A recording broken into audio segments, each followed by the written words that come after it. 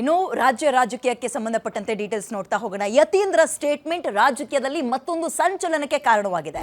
ನಮ್ಮಪ್ಪನೇ 5 ವರ್ಷವೂ ಮುಂದುವರಿತಾರೆ ಅಂತ doctor Yathindra ಮತ್ತೊಂದ್ಸಲ statement ಕೊಟ್ಟಿದ್ರಲ್ಲ, ಅದೀಗ ರಾಜಕೀಯದಲ್ಲಿ ಕಿಡಿ ಹೊತ್ತಿಸಿಲ್ಲ, ಜ್ವಾಲೆಯನ್ನೇ ಹೆಚ್ಚು ಮಾಡ್ತಾ ಇದೆ.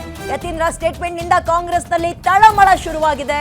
ಯತೀಂದ್ರ ಹೇಳಿಕೆ ನಂತರ ಡಿಕೆ ಬಣದಿಂದ ಲಂಚ್ ಮೀಟಿಂಗ್ ಆಗ್ತಾ ಇದ್ದು, ಡಿಕೆ ಬಣದ ಲಂಚ್ ಮೀಟಿಂಗ್ಗೆ ಅಲರ್ಟ್ ಆಗಿದ್ದಾರೆ ಸಿದ್ದರಾಮಯ್ಯ.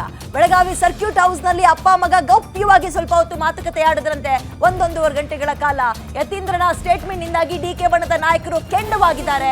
ಮಗನೊಂದಿಗೆ ಊಟದ ನೆಪದಲ್ಲಿ ರಹಸ್ಯ ಮಾತುಕತೆಯನ್ನ ಸಿದ್ದರಾಮಯ್ಯ ಅವರು ಮಾಡಿದ್ದಾರೆ. ಈ ಸಂದರ್ಭದಲ್ಲಿ ಸಿದ್ದರಾಮಯ್ಯ ಅವರು ಮಗನಿಗೆ ಅಭಯ ಕೊಟ್ರಂತೆ, ಬೈಯದು ಬಿಟ್ಟು ಅಭಯ ಕೊಟ್ರಂತೆ. ತಲೆ ಕೆಡಿಸ್ಕೋಬೇಡ, ನಿನ್ನೊಂದಿಗೆ ನಾನು ಇದ್ದೀನಿ, ಬಟ್ ಇನ್ನೊಂದ್ಸಲ ಇಂತಹ ಸ್ಟೇಟ್ಮೆಂಟ್ ಕೊಡ್ಬೇಕಾದ್ರೆ ಎಚ್ಚರಿಕೆ ಇರಲಿ ಅಂತ. ಬಟ್ ಯತೀಂದ್ರ ಅವರ ಬಾಯಲ್ಲಿ ಇಂಥ ಸ್ಟೇಟ್ಮೆಂಟ್ ಬರ್ತಾ ಇರುವಂತದ್ದು ಮೊದಲನೇ ಬಾರಿ ಅಲ್ಲ. ಮೊದಲೇ ರಾಜ್ಯ ಕಾಂಗ್ರೆಸ್ನಲ್ಲಿ, ಅದರಲ್ಲೂ ಸಿಎಂ ಕುರ್ಚಿ ವಿಚಾರಕ್ಕೆ ಸಂಬಂಧಪಟ್ಟಂತೆ ಆಗ್ಲೋ ಈಗ್ಲೋ ಅನ್ನುವಂಗಿದೆ. ಇಬ್ಬರೂ ಬಲಿಷ್ಠ ನಾಯಕರು ಎಳೆದಾಡ್ತಾ ಇದ್ದಾರೆ.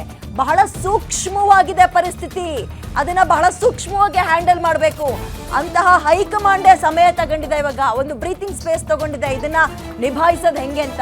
ಹಂಗಿರುವಾಗ ಹೋದಲ್ಲಿ ಬಂದಲ್ಲಿ ತುಂಬಿದ ಸಭೆಯಲ್ಲಿ ಮಾಧ್ಯಮಗಳ ಎದುರು ನಮ್ಮಪ್ಪನೇ 5 ವರ್ಷ ಅಂದ್ರೆ ಮತ್ತೊಬ್ರು ಕಾಯ್ತಾ ಇದ್ದಾರಲ್ಲ ಸಿಎಂ ಚೇರಿಗೋಸ್ಕರ.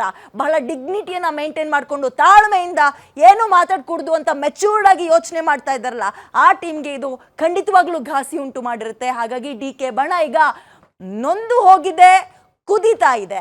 ಅವರ ಆಕ್ಷನ್ ಅಥವಾ ರಿಯಾಕ್ಷನ್ ಏನಾಗಿರುತ್ತೆ? ಅಂಡ್ ಹೋಗಿ ಬಂದು ನೋಟಿಸ್ ಕೇವಲ ಡಿಕೆ ಬಣದವರಿಗೆ ಮಾತ್ರ ಯಾಕೆ? ಇಂಥ ಸ್ಟೇಟ್ಮೆಂಟ್ಗಳನ್ನು ಕೊಡ್ತಾರೋ ಯತೀಂದ್ರ ಅವ್ರಿಗೆ ಯಾಕಿಲ್ಲ? ಸಹಜವಾಗಿ ಕಾಡೋ ಪ್ರಶ್ನೆ. ಅಥವಾ ಯತೀಂದ್ರ ಅವರ ತಂತ್ರಗಾರಿಕೆಯೂ ಇರ್ಬೋದಾ, ಅಥವಾ ಸಿದ್ದರಾಮಯ್ಯ ಅವರ ಬಣದ ತಂತ್ರಗಾರಿಕೆಯೂ ಇರ್ಬೋದಾ? ಪ್ರವೋಕ್ ಮಾಡುವಂತಹ ವಿಚಾರವ ಇದು? ಗೊತ್ತಿಲ್ಲ. ಯಾಕಂದ್ರೆ ರಾಜಕೀಯದಲ್ಲಿ ಯಾವಾಗ ಯಾರು ಹೆಂಗೆ ತಲೆ ಓಡಿಸ್ತಾರೆ ಅಂತ ಹೇಳಕ್ಕಾಗಲ್ಲ. ಸೊ ಹೈಕಮಾಂಡ್ ಏನು ಹೇಳುತ್ತೋ ಹಂಗೆ ಕೇಳ್ತೀನ ಸಿದ್ದರಾಮಯ್ಯ ಅವರು ಗರಂ ಆಗಿದಾರಂತೆ. ಅವ್ರ ಮಗ ಇಂಥ ಸ್ಟೇಟ್ಮೆಂಟ್ ಕೊಡ್ತಾರೆ ಅಂದ್ರೆ ಎರಡು ಬ್ರೇಕ್ಫಾಸ್ಟ್ ಮೀಟಿಂಗ್ಗಳ ಅಗತ್ಯ ಆದ್ರೂ ಏನಿತ್ತು? ಇದು ಪ್ರಶ್ನೆ. ಹೈಕಮಾಂಡ್ ಏನ್ ಹೇಳ್ತದೆ ಹಂಗೆ ಕೇಳೋದು ನಾವು. ಸರ್, ಎಲ್ಲರೂ ಹೇಳಿಕೆ ಮುಜುಗರ ತರ್ತಾ ಇದೆ, ಅವ್ರಿಗೂ ನೋಟಿಸ್ ಕೊಡ್ಬೇಕನ್ನೋ ಒತ್ತಾಯ ಮಾಡ್ತಾ ಇದ್ದಾರೆ. ಹೈಕಮಾಂಡ್ ಅವ್ರು ಏನ್ ಹೇಳ್ತಾರೆ ಕೇಳೋದು ನಾವು ಅಂತ ಏನ್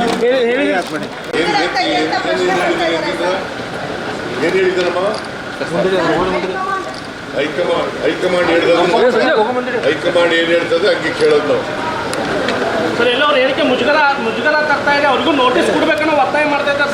ಹೈಕಮಾಂಡ್ ಅವ್ರು ಏನ್ ಹೇಳ್ತಾರೆ ಕೇಳೋದು ನಾವು ಅಂತ ಏನ್ ಹೇಳಿದಾರಮ್ಮ? ಹೈಕಮಾಂಡ್ ಏನ್ ಹೇಳ್ತದೆ ಹಂಗೆ ಕೇಳೋದು ನಾವು. Right now I have already told you, now everything is clear. The High Command has clearly said as of now there will be no change in the leadership. No confusion, no change as of.